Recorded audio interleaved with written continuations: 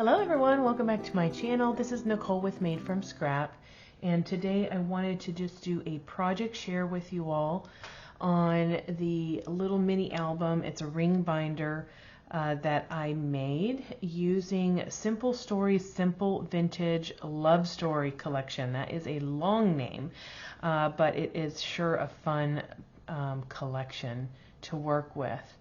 So I've used a lot of the ephemera pieces, rub-ons, sticker sheet, and a couple of other sentiments, and the folder die that's available from Country Craft Creations. This is a graphic 45 folder and sentiment die. So I've used this as well. And let me just show you the fun little project, but I'm going to start with sharing what other papers I use. So there's some black Artisan cardstock, natural linen cardstock in here, the pearl Artisan cardstock that is just gorgeous with the sheen. And then I also use the pink peony felt cardstock as well, all available at countrycraftcreations.com. The other thing that I have added is the enamel dots from the collection.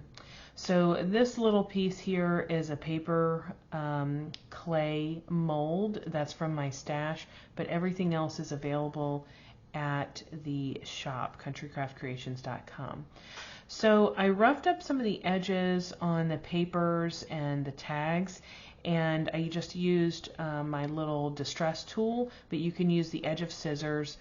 I used a little mini stapler here to layer up some of the ephemera pieces on that pink peony paper, and then I used my sewing machine to add some stitching throughout. So this is a chipboard piece of front and back covers. It measures 4 inches wide by 6 inches tall.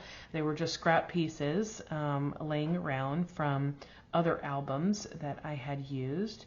And the other thing I wanted to mention about this little mini album is that I nearly used all of the tag sheet that came with the collection. I think there's 2 tags that are left that I hadn't used in this little project. So it's a fun way to use both leftover scrap pieces of chipboard pieces and tag sheet.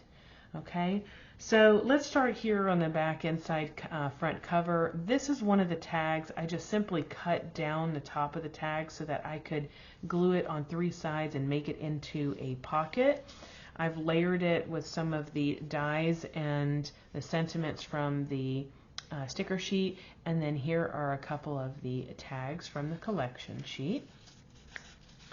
Then moving over, I have done some layering of the tops of some of the tags that I cut off and used throughout with enamel dots and the sentiments here. You can see the fun stitching that I've done, just the the kind of awkward stitching around it, which works for me. And this is on that pink peony felt paper. I think it's just beautiful. Okay, and then here's the pearl paper. You can really see that sheen there in the camera, and then stitching throughout. I was again trying to play around with the sewing machine, and I went ahead and on the pieces that had the file folder section with the scallop, I made them into pockets so that I would have an extra journaling spot or a place to put a little photo. So each one of the pages, I'll show you that. And then here's just layering of the sentiments and the ephemera pieces, a tag, and the enamel dots there. All of these inside pages are made from a manila file folder. I used the die from this folder and sentiments. I cut that out, and then I folded it in half along the stitching, and then I cut off that stitching as well, so that it became a separate page. Okay, each page. Okay, so it would function there. And let's turn the page. You can also notice that I went ahead and alternated the pink background from the pearlescent background others. So here is a rub-on layered sticker with one of the tags. All of the sheets that have the file folder side that is the narrower one, I just went ahead and glued the cardstock down. So this is purely a photo mat or sentiment area, whereas the wider section with the scalloped edge is the pocket. Okay. This is another one of the tags. I just cut it out, the middle of it out, so that I could use that sentiment, and then I layered it up with one of the ephemera pieces here. Here's a couple of rub-ons that I went ahead and layered as well. So I did the circle rub-on first, and then I put this butterfly partially on top of it. The other thing with rub-ons is that you can, put it on some of the paper on one section, like on this tag, and then I have a portion of the rub-on onto the cardstock below. Here's a sentiment that is from the sticker page. This is another one of the tags that I cut down, and then we have this as a pocket here.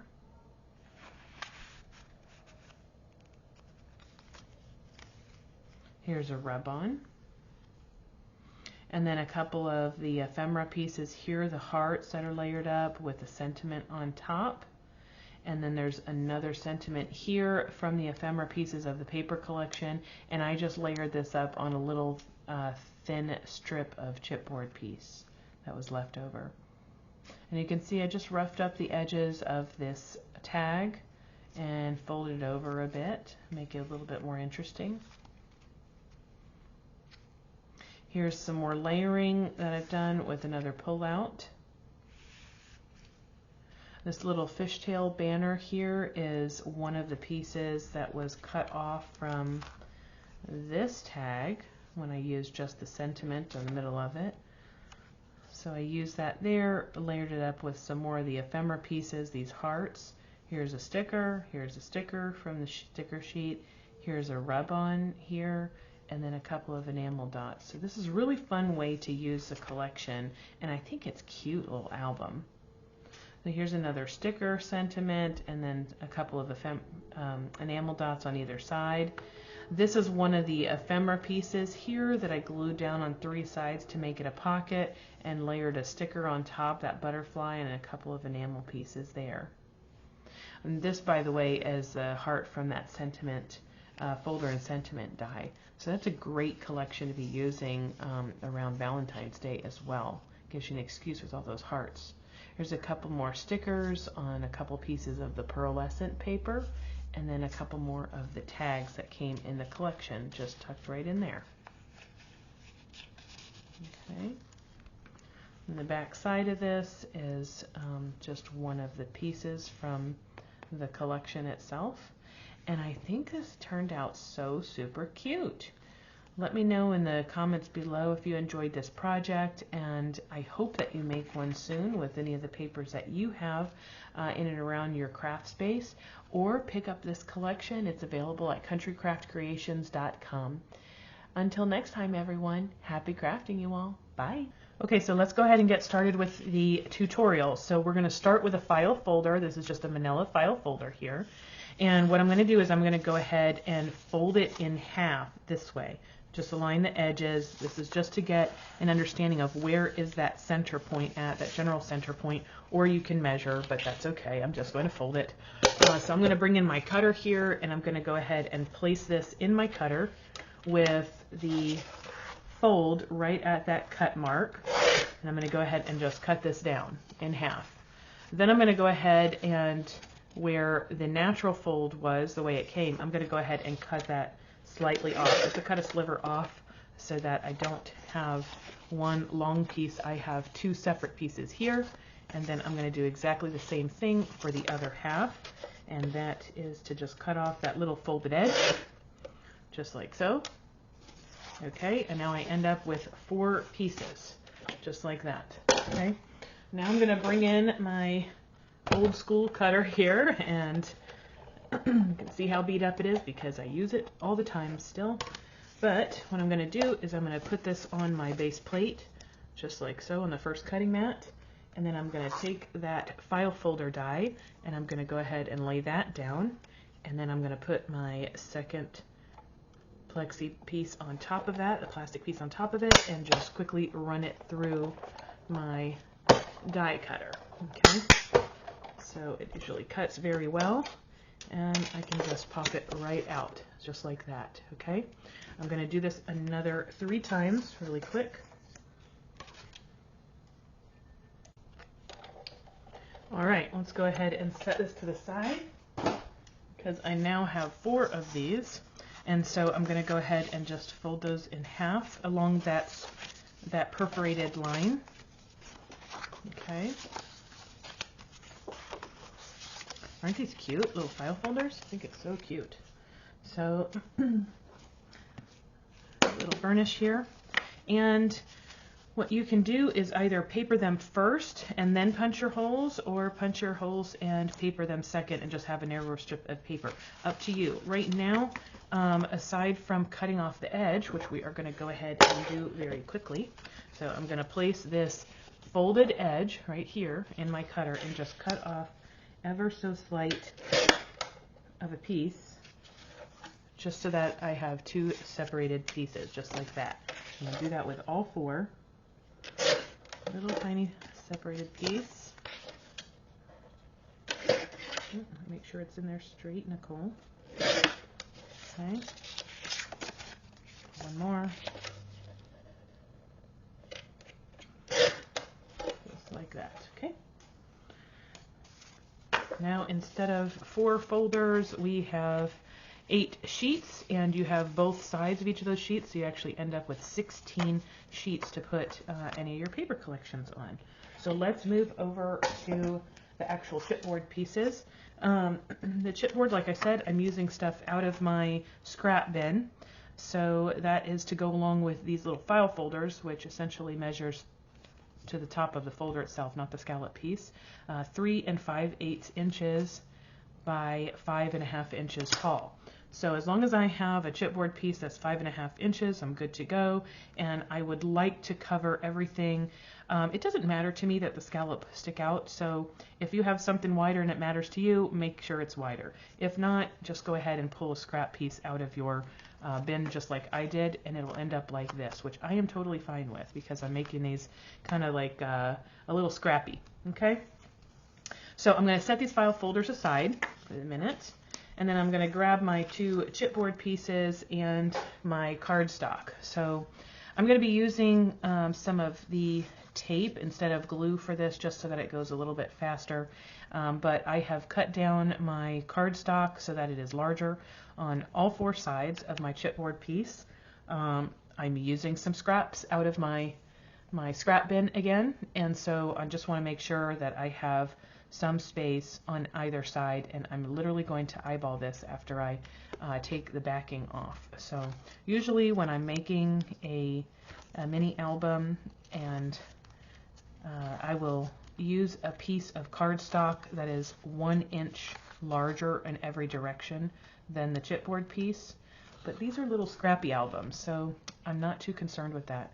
So I've just taken all the backing off, and then I'm just going to place this down right about in the center. I'm really just eyeballing that, and then I'll give it a good press, like so. And then I'm going to end up burnishing all of these edges. You can see that I went ahead and did some, oh, actually put the tape on the wrong side. Imagine that. Don't do that. Okay. After you burnish, you're going to want to cut out the corners. So you should have ended up with some corners there from that burnishing, and we're going to go ahead and wrap this around the chipboard like this. So let me take that backing off there, and since I was trying to prep this in advance and I did it wrong, I'm going to go ahead and put some of my double-sided tape onto the flaps. I'm trying to use this one up because you can see the dogs got a hold of it and they were naughty. Quickly go ahead and put some double-sided tape down on this, and that way I can burnish that cardstock down. There we go. All right, let's go ahead and start with the 2 sides. I'm going to go ahead and press against the cardstock or the chipboard and then push it down. So I'm going to lift and place my bone folder against that. Let me go ahead and peel that back a little bit. Do the bottom like that. Let me do the top here.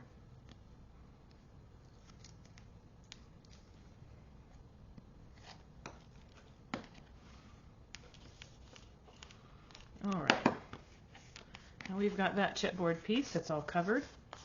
Okay, we have our file folders. I'm going to have my second one here. Let me go ahead and do this burnishing really fast. Okay, now I have both of my chipboard pieces that are covered on the outsides. I have my file folders, and now I'm going to go ahead and I'm going to cut all of my little decorative pieces of paper. I'm going to go ahead and layer those on all of my sheets, and then I'm going to figure out the hole punch. Okay, so I will be right back. Okay, I have all of my papers cut for covering the chipboard pieces and each of my pages inside. I want to go over those measurements with you real quick. So for the album covers themselves, I cut a piece of paper that measures 3 5/8 inches wide by 5 7/8 long. Okay, and then that is the same measurement for both the inside and outside of each of the covers. Okay, so I cut that for the inside, and then I cut down pieces for each of these pages. So for the smaller file folder side, I cut a piece of Artisan Cardstock that measures 3 inches wide by 5 1/4 inches long. Okay, and then I cut gold the same, so I'm alternating again between the light blue Artisan and the gold pearl paper. And then for the wider sides that has the scalloped tab on it, I cut down pieces of Artisan that measure 3 3/8 inch wide by 5 1/4.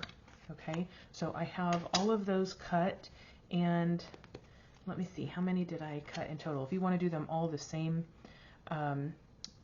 size, I'm sorry, the same paper, then, you know, same color, then you would do 2 for each of these shorter sides, and we did 4 of the file folders. So you would need 8 of the 3 by 5 1/4, and then 8 of the 3 3/8 by 5 1/4 for the longer sides.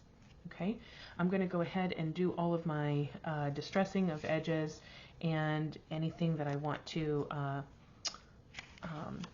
decorate up. I think I'll do a little bit of sewing on this as well, and then before I come back to punch the holes, or I should say I will come back just to punch the holes and start assembly. For this one, I did just go ahead and pull out of my stash 2 of these metal rings, so I think that's all I'm going to use on this one, is just 2 holes. Okay, I will be right back. Okay, so I have all of my papers, and I went ahead and glued them on, just all the base papers, not all the decorations, just all the base papers.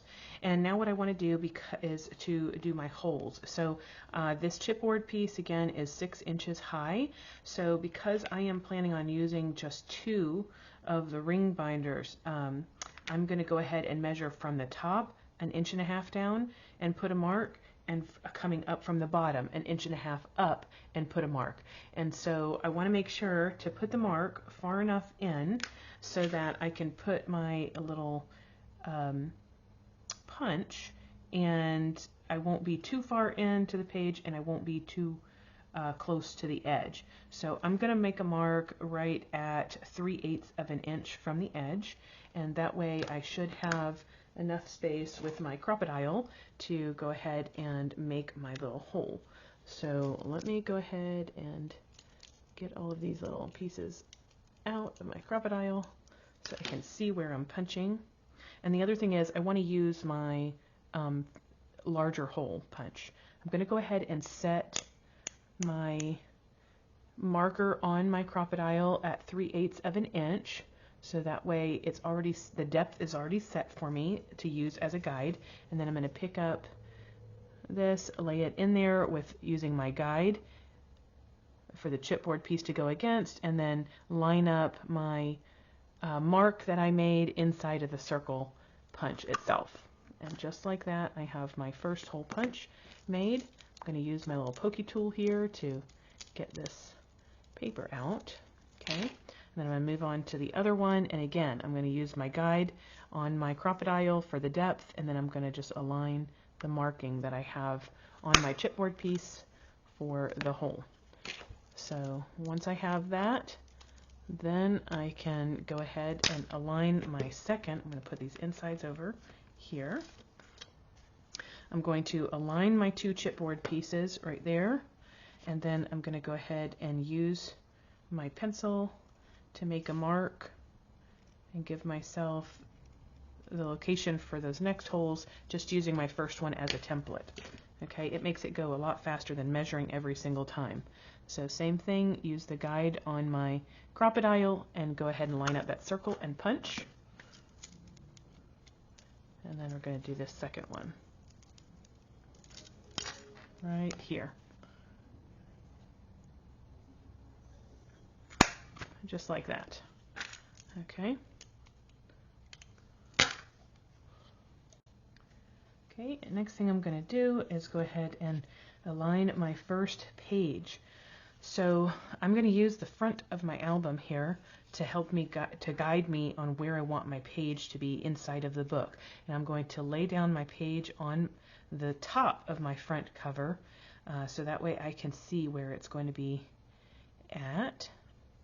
And for me, I want the top of this file folder on the right hand side to be smaller than, to be shorter than the right hand side of the chipboard. And the other thing you need to keep in mind is that if you were to have a space over here on the edge away from the chipboard on the left hand side, that you're going to have even less space in between your hole and the edge of your file folder paper. So make sure that you have it, that you're proposing that it goes far enough over that you're going to be able to actually have a hole. So for me, I'm just going to leave about 1/16 of an inch from the edge of the file folder to the edge of the chipboard, and I'm just eyeballing from top to bottom to see that I have about the same amount of space, and then I'm just going to hold that, turn it over, and go ahead and make my markings for my circles here. Okay.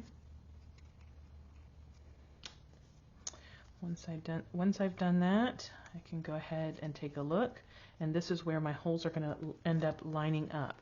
And now I can go ahead and punch that, but before I punch all the way through, I'm just going to hold it just slightly so that I have the circle lined up inside. Before I punch, I'm going to go ahead and push my guide out 1 notch.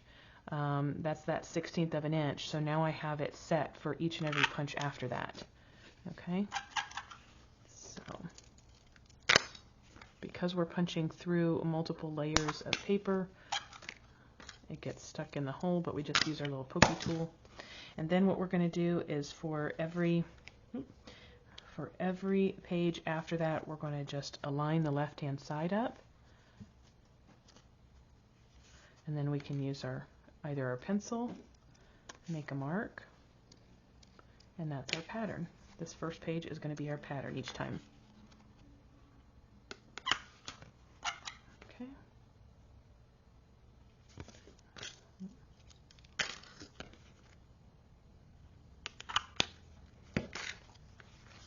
Okay, I'm going to keep doing that all the way through, and I will be right back.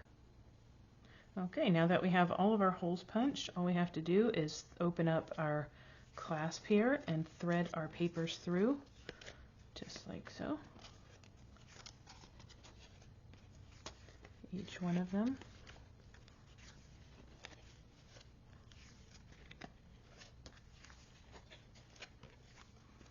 And the last one. And then close up this metal piece, and then do the same thing with the other side.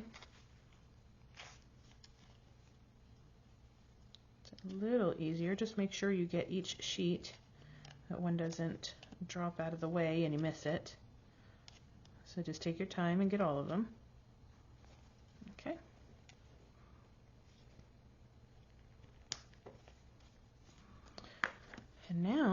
just like that, we get to move on to the decorating part, but you have all of your page book put together, and I'd like to glue all my pockets first and then try to figure out what is the inside dimension to this.